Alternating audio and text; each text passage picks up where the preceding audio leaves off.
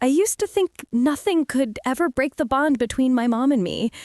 We fought, sure, every family does, but she was my safe place, my anchor, my home. Until one morning, I woke up to find myself completely erased from her life, blocked on everything. Her number, gone. Her profile, vanished. Her last text, "Take care of yourself, Lisa," felt like a door quietly closing. I didn't understand. We hadn't fought. There was no goodbye. Just silence. Weeks went by. I tried calling from different numbers, emailing, even asking her old friends if she was okay. They either didn't know or didn't want to say. And then one Friday afternoon, I got a call from a law office I'd never heard of. "Miss Parker?" the voice said gently. "Your mother left something for you. It's a safety deposit box in her name. You're listed as the only person authorized to open it." My heart stopped. "Left something?" I asked. "Why would she—" "Wait, what do you mean, left?" There was a pause, then the voice softened. "I'm sorry, Miss Parker. Your mother passed away 2 weeks ago." Everything went silent. I remembered the hum of the office air conditioner, the faint click of a pen in my hand, and nothing else. I hadn't even known she was sick. She didn't want me to know. The next morning, I stood in front of the bank, clutching my ID like it might explain any of this. The clerk guided me to a quiet booth and handed me a small metal box, sealed and labeled in my mother's handwriting. "For Lisa, when the time is right." My throat tightened. Even seeing her handwriting hurt. Inside, there wasn't much. A few old photos, a pair of earrings I remembered her wearing on birthdays, and one envelope. Yellowed edges, her name signed neatly at the back. "Love, Mom." I tore it open with shaking hands, half afraid it would fall apart. The first line read, "If you're reading this, it means you finally stopped searching for me." My stomach dropped. She'd known I'd look. She'd known I wouldn't understand. She'd known everything. Her words continued, each one heavier than the last. "Lisa, I didn't block you out of anger. I did it to protect you. There are things about our family, about you, that I couldn't tell you while I was alive. If I had, you might have gone looking for answers that could destroy everything I tried to keep safe." I felt a cold chill run through me. What could possibly need that kind of protection? She wasn't dramatic. She was the calmest person I knew. And now she was speaking from beyond the grave like there was a danger I couldn't see. The last part of the letter said only, "There's one more envelope. It's with someone who will find you when the time is right. Trust them." Trust them? Who was them? I looked back inside the box. Nothing else. Just the faint smell of her perfume and that feeling of standing on the edge of something I wasn't ready for.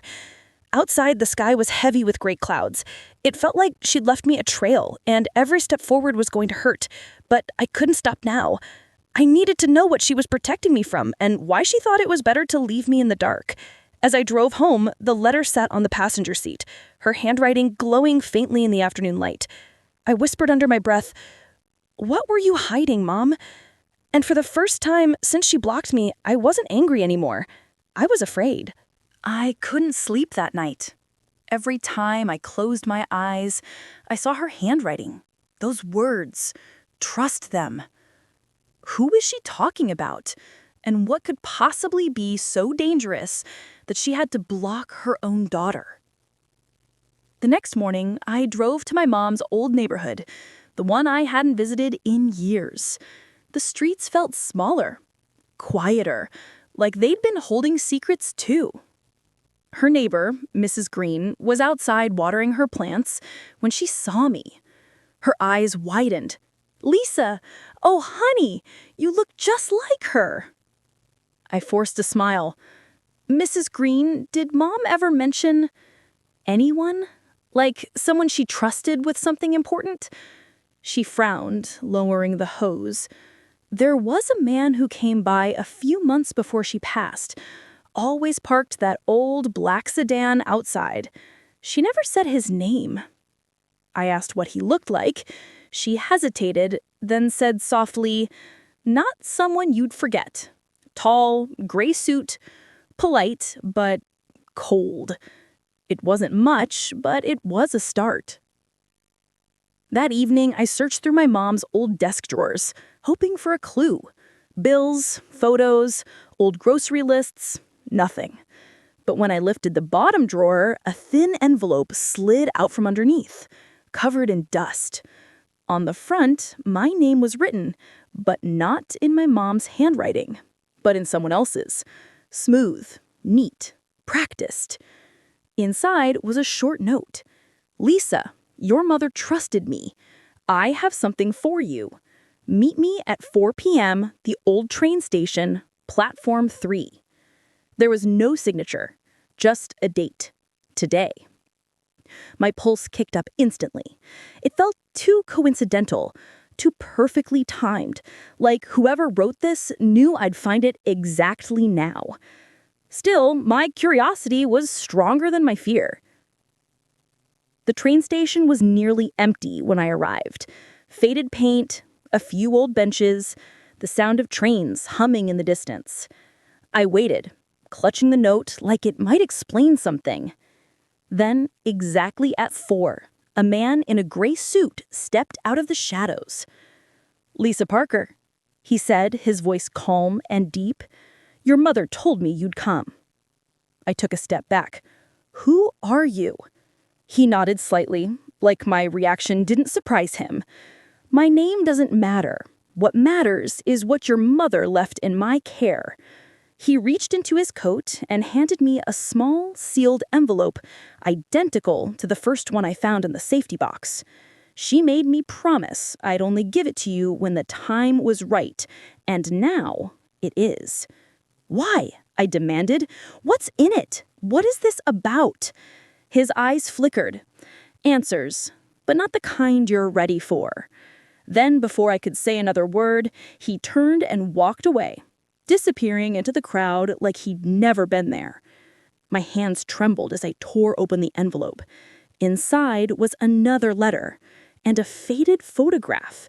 In the picture, my mom stood beside a man I'd never seen before, holding a baby that wasn't me. The back of the photo said, "Lisa's twin, 1998. I froze. Twin? No, that was impossible. I didn't have a twin. My mom would have told me, right? The letter confirmed it all. "Lisa, if you found this, it means the truth can no longer hurt you. You were born with a sister, a twin. Her name is Emily. She was taken from me before you ever knew she existed. I couldn't protect you both. They said it was safer if you grew up apart. Please understand, every decision I made was to keep you alive." I read the words again and again, my vision blurring. Alive? Who were they? What kind of danger was she talking about? I looked at the man in the photo. Sharp eyes, cold expression. He wasn't my dad. I had never seen him before. The letter ended with one final line that made my heart stop. "If you want to find Emily, follow the man in the gray suit. He knows where she is." I looked around, but he was gone, vanished into thin air. The sound of a train horn echoed in the distance, fading into the evening. And that's when I realized my mother hadn't just left me a secret. She'd left me a mission.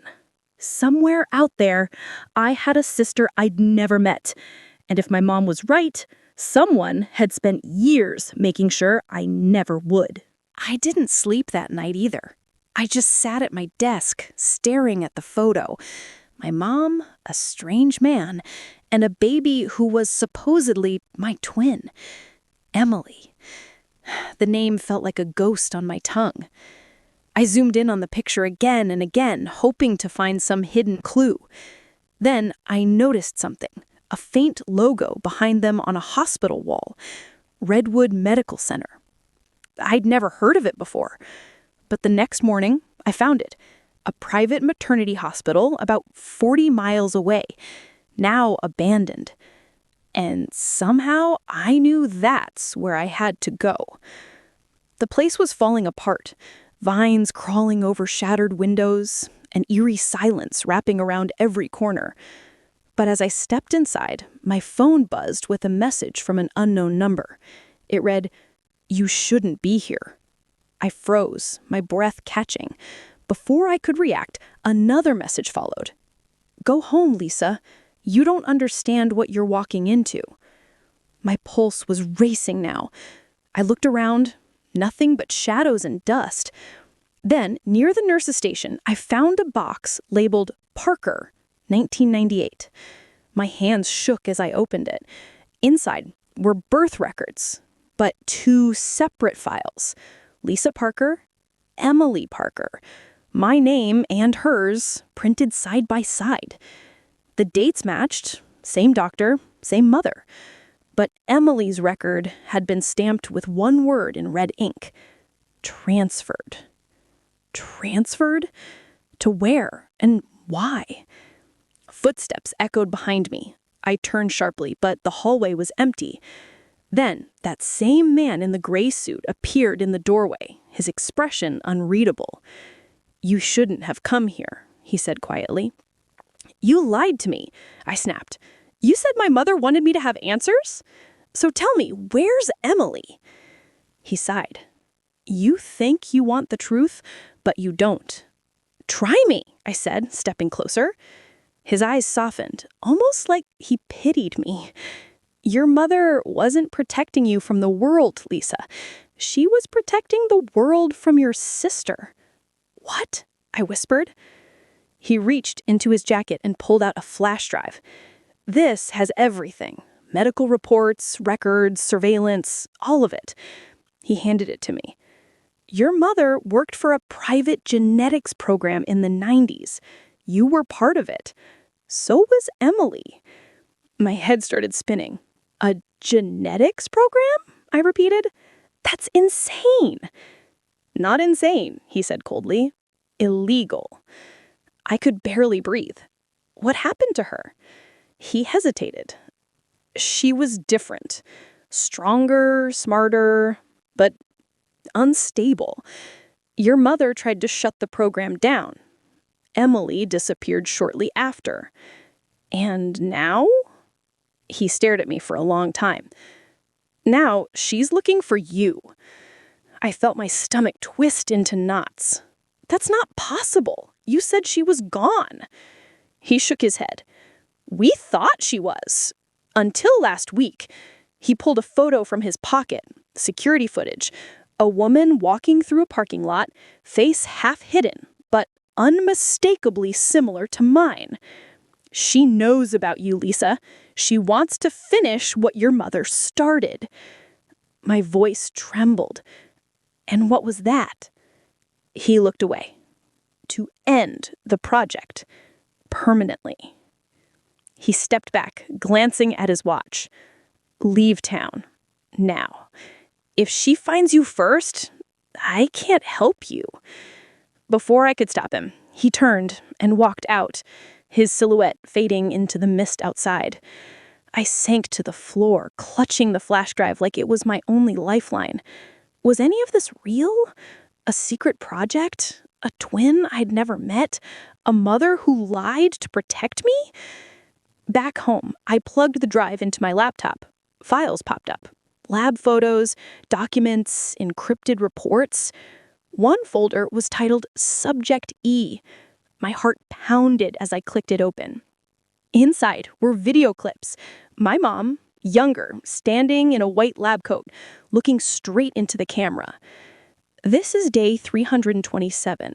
Subject E's cognitive patterns are beyond predicted levels, but her emotional control, it's deteriorating. Then the camera panned, and I saw a little girl sitting at a desk, her back turned. When she looked up, I gasped. It was me. No, not me. Emily. The screen glitched. The video ended. My reflection stared back at me from the dark monitor. Somewhere out there, she was alive, watching me. Maybe even closer than I realized. I closed the laptop slowly and whispered into the quiet room. "Emily, what did they do to you?" For 2 days, I barely left my apartment. The flash drive stayed locked in my desk drawer, like a loaded secret waiting to explode. Every noise outside made me flinch. Every shadow on the wall looked like her, Emily. I thought about the videos over and over. The little girl who looked just like me, sitting alone in that white room. What had they done to her? What had they done to us? On the third night, my phone buzzed again. A message from a new number. Stop hiding. You have something that belongs to me. Then a second message. A photo of my apartment building, taken from across the street. My heart slammed against my ribs. She was here. I turned off every light, my breath shaking as I peeked through the blinds. The street was empty, except for a woman standing under the streetlight, her face hidden beneath a hood.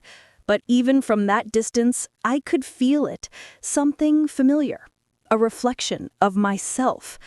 I grabbed my keys and the flash drive. I didn't know what I was planning to do, but I knew one thing. I couldn't keep running. If I didn't face her now, I'd spend the rest of my life wondering what could have been. I drove for hours, aimlessly, until I ended up back where it all started, the old Redwood Medical Center. Moonlight spilled through the broken windows, painting silver lines across the floor, and there she was, waiting for me. "You came," she said softly, lowering her hood. My breath caught. It was like looking in a mirror, only darker, her eyes colder, her voice lower, but still, undeniably, me. "Emily," I whispered. She smiled faintly. "So she told you everything?" "Not everything," I said, "just enough to make me question everything I've ever known." Her gaze hardened. "Then maybe it's time you hear the rest." She walked toward an old desk in the corner and pulled out a small cassette recorder. She pressed play. My mother's voice filled the room, fragile but calm. "Emily, Lisa, if you're hearing this, then my plan failed. I wanted to protect you both, but I could only save one. The experiment wasn't meant to create perfection. It was meant to create control. I refused to let them use you, either of you." Her voice cracked. "I'm sorry." Emily turned off the recorder, her jaw tight. "She lied to both of us. She didn't protect us.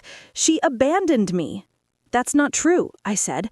"She was trying to keep us safe." "Safe," Emily laughed bitterly. "I spent my childhood locked in a lab, tested, observed, treated like a machine, while you got to live, to be free." I stepped closer. "I didn't know, Emily. None of this was your fault or mine. We were both victims." But her expression didn't soften. "You don't get it," she whispered. "They're still out there, the people who made us, and they'll never stop unless someone ends it." She reached into her pocket and pulled out a small vial, glowing faintly blue under the moonlight. "This is what they wanted. The formula they used to alter us. I stole it. I'd destroy it," I said instantly. "End it." But she shook her head. "No, I can fix it. I can make us whole again." "Emily, please," I begged. "Mom didn't want this. She wanted peace." She stared at me, eyes burning. "Peace is for people who don't know what was taken from them." Then she turned and ran deeper into the building. I chased her through the empty halls, the echo of our footsteps blurring together. When I finally caught up, she was standing by a window, the vial trembling in her hand. "Don't make me do this," I said softly. "You're my sister." Her voice broke. "Then stop me." We stood there, two reflections caught in a single shattered life, and then, without warning, she crushed the vial in her hand. A blinding flash of blue light filled the room, a wave of heat, then silence. When I opened my eyes, she was gone. Only the shattered glass sparkled where she'd stood. I stumbled outside, coughing, my heart breaking in my chest. On the ground near the door lay a note, written in her handwriting. "Tell Mom she was right. Some things aren't meant to be fixed." I looked up at the night sky, tears streaming down my face. "Goodbye, Emily," I whispered. "I'll make sure no one ever hurts us again." The wind carried the sound away, soft and final. Weeks later, I visited my mother's grave for the first time since the letter. I placed 2 roses there, one for her and one for Emily. For the first time, I didn't feel angry or lost. I just felt whole. Because now I finally understood what she'd meant in the letter, that some truths aren't meant to save you. They're meant to set you free.